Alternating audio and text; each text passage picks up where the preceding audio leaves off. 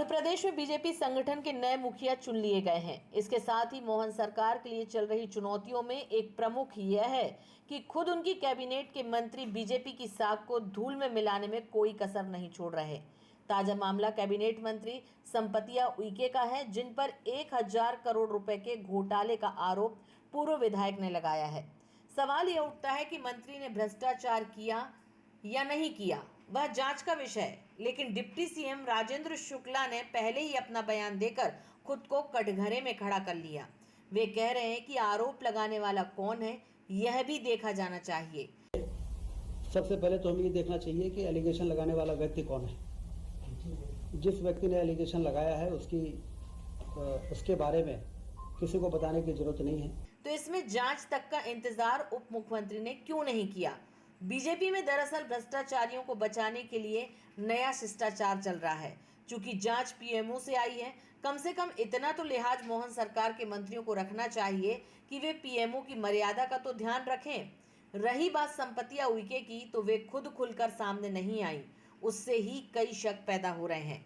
आम जनता यह जानना चाहती है कि यदि मंत्री भ्रष्टाचार के शिष्टाचार में शामिल नहीं है तो वे खुद क्यों नहीं कानूनी तरीके अपनाती। सवाल यह भी उठ रहा है कि मोहन सरकार के लगभग आधा दर्जन मंत्री भ्रष्टाचार में इस कदर लिप्त हैं कि उन्हें जनता और संगठन से कोई लेना देना ही नहीं है। वे अपने तरीके से ही भ्रष्टाचार की गंगोत्री में नहा रहे हैं। कोई मामला सामने आता है तो वे खुद अपना पल्ला झाड़कर छोटे स्टाफ के कर्मचारियों पर बांट डाल देते हैं।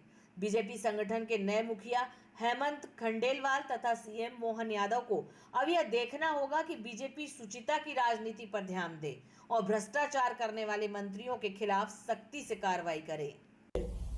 सबसे पहले तो हमें ये देखना चाहिए कि एलिगेशन लगाने वाला व्यक्ति कौन है। जिस व्यक्ति ने एलिगेशन लगाया है उसके बारे में किसी को बताने की जरूरत नहीं है कि वो किस प्रकार की। हमें इस प्रकार से कोई भी अनर्गल आरोप लगाए और उसको संज्ञान यदि हम लेंगे तो सुशासन में भी फर्क पड़ता है और इस प्रकार के लोगों का हौसला भी बुलंद होता है कि हम इस प्रकार से कीचड़ उछाल के और किसी की प्रतिमा को खराब करने की कोशिश करें। ऐसे लोगों को गंभीरता से नहीं लेना चाहिए। जो जरूरी कार्रवाई सब होगी, लेकिन ये तय है कि जो ये आरोप लगा है वो आधारहीन है, ऐसे व्यक्ति के द्वारा लगाया गया है जिसकी कोई प्रामाणिकता नहीं है।